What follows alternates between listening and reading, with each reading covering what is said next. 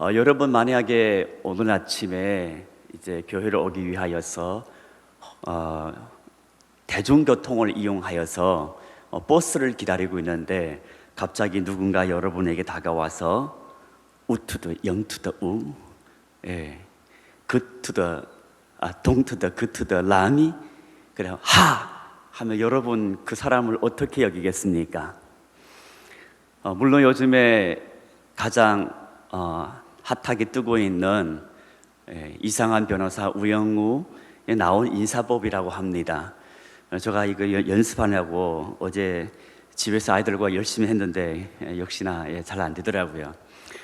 만약에 오늘 아침이 아니고 최근래가 아니고 한 1년 전에 누군가 여러분을 향하여서 이렇게 인사를 했다면 아마 좀 당황스러울 것 같습니다.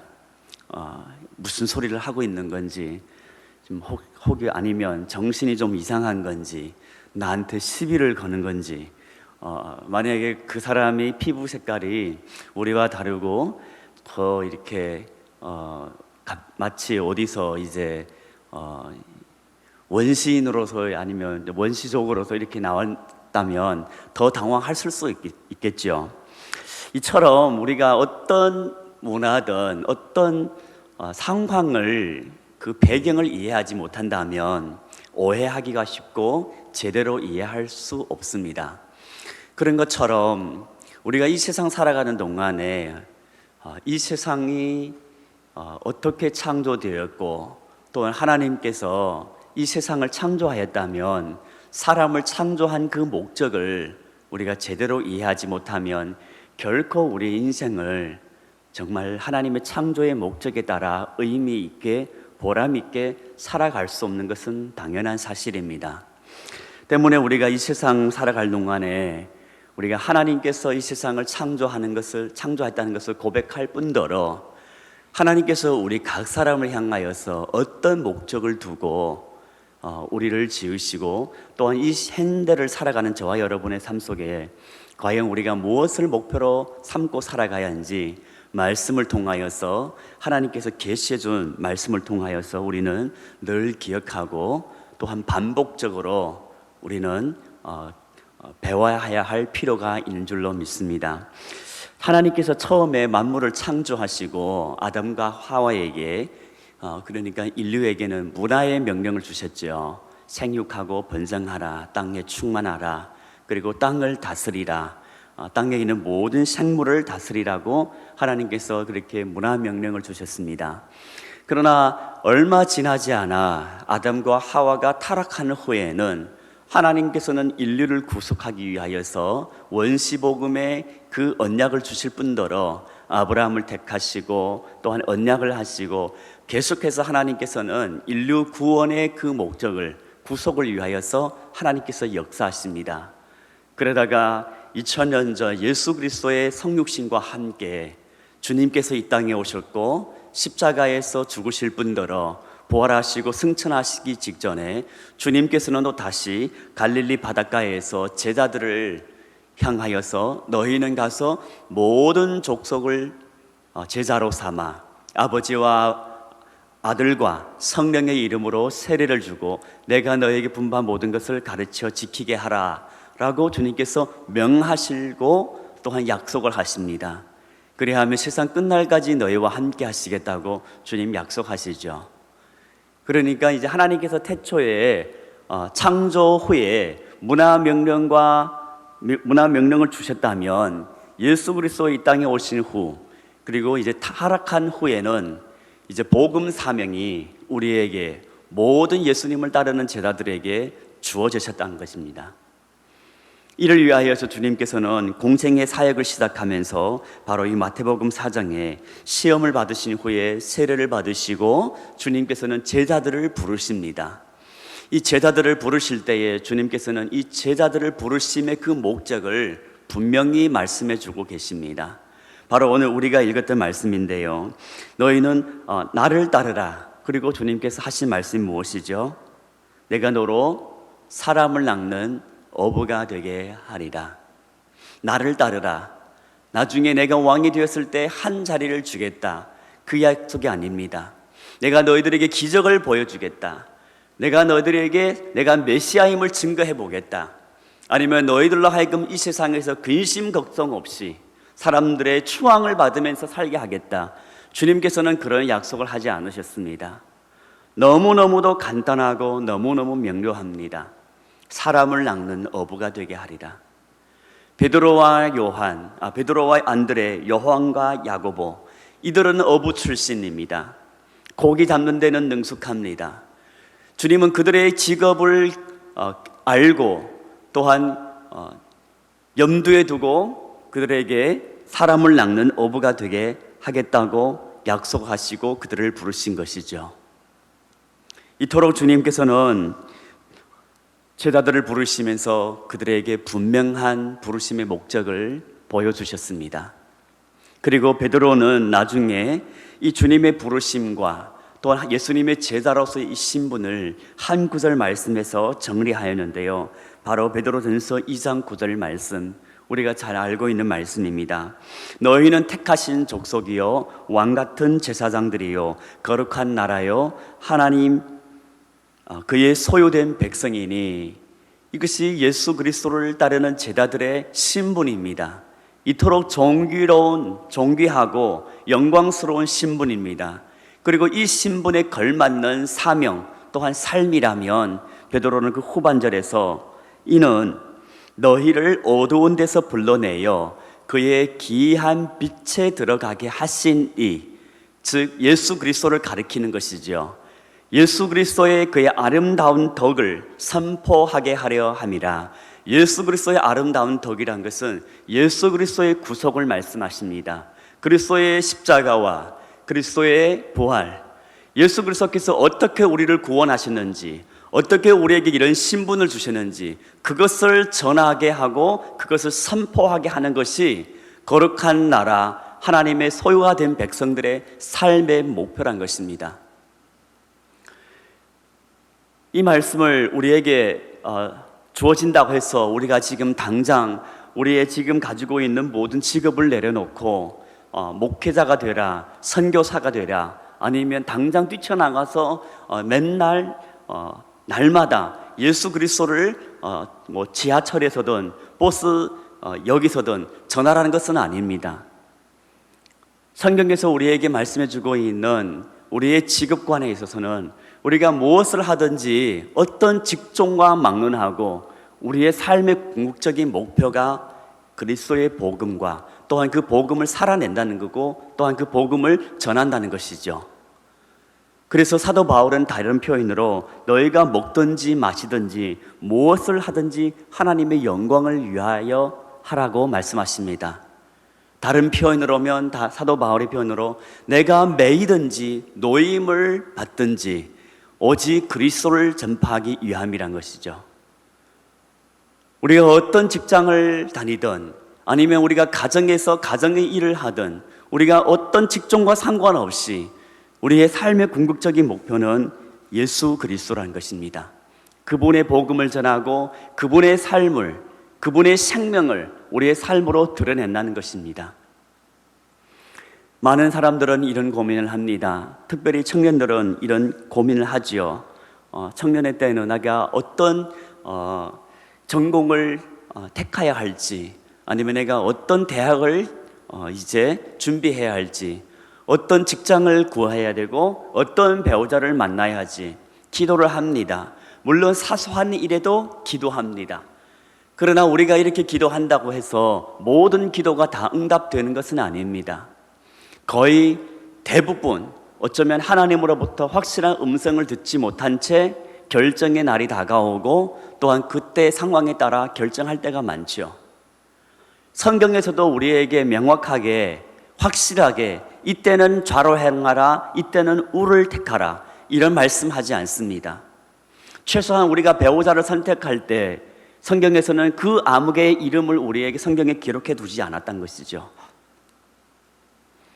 그런 것처럼 우리가 삶 속에서 이렇게 많은 선택을 해야 하고 또한 하나님의 뜻은 때로는 정말 명확하게 우리에게 주어지지 않았기 때문에 우리는 삶 속에서 때로는 어려움을 만나면 회심이 들 때가 많죠. 그때 혹여 내가 선택을 잘못하지는 않았는지, 그때 내가 더 기도했을 걸. 그때 내가 하나님의 음성을 분명 듣지 못하여서 오늘날 이토록 어려움을 만난 것은 아닌지 우리는 그런 회의에 빠질 때가 있죠.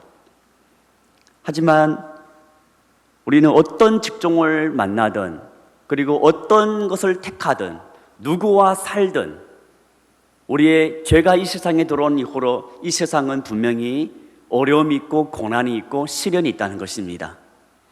그리고 근본적으로 내 자신이 타락한 존재로서 내 자신도 문제가 있다는 겁니다. 때문에 어떤 아무리 좋은 직장, 아무리 좋은 훌륭한 사람, 아무리 좋은 환경에 갖다 놓는다 한달지라도 우리는 내가 문제가 있기 때문에 불평불만할 수 있고 문제를 야기시킬 수도 있고 또한 내가 스스로 거기에서 분명한 것은 내가 거기에서 문제를 만나게 될 수밖에 없다는 것이죠. 정말 아이러니한 것은 우리는 이 세상 살아가면서 우리는 분명히 또한 한 가지를 인정해야 할 것은 이런 환경이 있음에도 불구하고 어느 누구나 우리는 성숙이 필요하다는 겁니다. 계속해서 성화가 필요하다는 것입니다. 예수 그리스도를 닮아가기까지 우리는 어떤 환경을 만나든 우리는 그 삶 속에서 우리는 계속해서 성화를 해야 한다는 것이죠. 그런 것처럼 우리가 이렇게 세상 살아가는 동안에 어떤 환경을 만나든 우리가 성숙이 필요하다면 그 환경 속에서 우리는 분명히 갈등을 우리는 겪게 됩니다. 특별히 오늘날 시대 속에서 예수님께서 우리를 부르실 때에 누구든지 나를 따라오려거든 자기를 부인하고 날마다 제 십자가를 지고 나를 따를 것이라고 주님께서 말씀하셨습니다. 그러나 오늘날 우리 시대는 어떤 시대입니까? 이 시대의 특징은 지나친 극단적인 어쩌면 자기중심입니다. 자아실현입니다. 옛날에는 그래도 공동체와 또한 나라와 민족을 위하여 그리고 무언가 하나의 의리라는 것이 있었는데 오늘날 시대는 그런 것조차 찾기 힘듭니다. 당장 내 눈앞에 있는 당장 내 눈앞에 있는 내 자아, 너무너무 중요한 나머지 때로는 신앙도 내 자아 앞에서 무릎을 꿇을 때가 많다는 것이죠. 그런 것처럼 우리가 이 세상을 살아갈 동안에 주님께서는 나를 따라오려거든 자기를 부인하라. 제자들을 부르셨습니다. 내가 너희를 사람을 낚는 어부가 되게 하리라고 주님 말씀하셨습니다. 그러나 주님을 따르기까지는 내가 내 자신을 부인하고 나의 십자가를 져야 하는데 이것이 내가 이 세상의 문화와 또한 이 세상 살아가는 나로서 또한 내 안에 꿈틀이는 죄성과는 너무너무 안 맞는다는 거죠. 내 자아의 실현과 현실을 살아가는 이 나의 삶 속에 이 모든 어려움 속에서 이 어려움을 이기는 것조차 이 어려움 상황 속에 살아가는 것조차 힘든데 어떻게 내 자아를 부인하고 어떻게 여기서 더 이상 십자가를 지고 어떻게 여기서 내가 주님을 따르며 사람을 낚는 어부가 될 수가 있겠습니까? 벌써 그 사명과 그 비전이 큰 태산과 같이 우리를 압도하고 짓누른다는 느낌이 들 때가 많죠. 사명은 뒤로 하고 내가 오늘 예배 자리에 나오는 것, 내가 오늘 신앙을 포기하지 않는 것, 내가 오늘 그리스도인이라는 이 신분마저 포기하지 않는 것만, 그리고 내가 간간히 기도하고 성경 말씀을 본다는 것만으로도 족해야 하지 않겠는가 그런 생각이 들 때가 있죠. 그럼에도 불구하고 주님은 분명히 우리에게 말씀하십니다.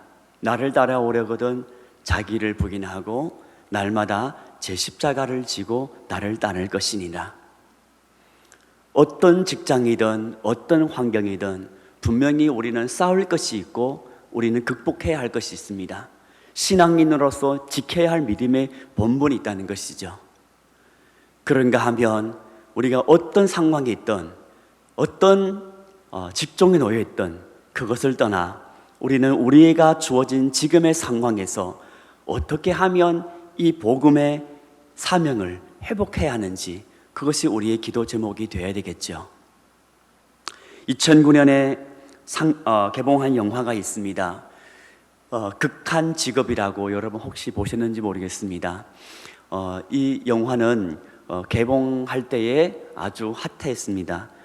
이 영화를 이제 하나의 포스터인데요, 홍보 포스터인데 위에 홍보의 문구를 보게 되면 닭을 잡을 것인가, 범인을 잡을 것인가, 마약 단속반입니다. 하도 이제 성과가 없어서 이제 해체 직전 위기에 놓여 있습니다. 그때 마치 이제 어떤 이제 마약 조직이 이제 활동하고 있다는 이제 정보를 받고 잠입을 하는데, 마치 그 활동의 장소의 맞은편에 치킨집이 있었던 거죠. 그래서 그 치킨집에서 잠입하였는데, 치킨집도 경기가 어려우니까 이제 폐업을 하게 되었습니다. 그래서 부득이하게 그 치킨집을 이제 인수하여서 경찰들이 그 치킨집을 운영하게 된 거죠. 그런데 대박이 난 거예요. 돈을 벌다 보니까 재밌는 거예요. 그래서 어느 순간인가 이들은 깨닫게 됩니다. 우리가 지금 뭘 하고 있는 거지?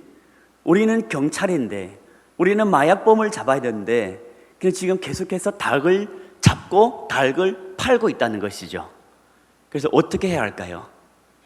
계속 이대로 닭을 팔고 편한 삶을 살아야 할 것인가, 아니면 다시 정신을 차리고 범인을 잡아야 할 것인가? 그들의 직업은 경찰입니다. 그들의 신분입니다. 오늘날 저와 여러분의 삶에도 주님께서 우리를 부르실 때 주님은 우리로 사람을 낚는 어부로 부르셨습니다.